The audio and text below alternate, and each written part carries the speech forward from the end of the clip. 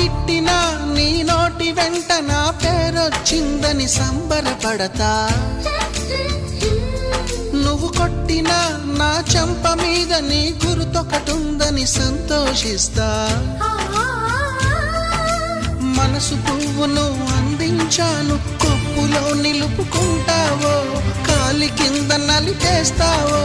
వలపు గువ్వను పంపించాను, బొట్టు పెట్టి రమ్మంటావో, గొంతు పట్టి గెంటేస్తావో.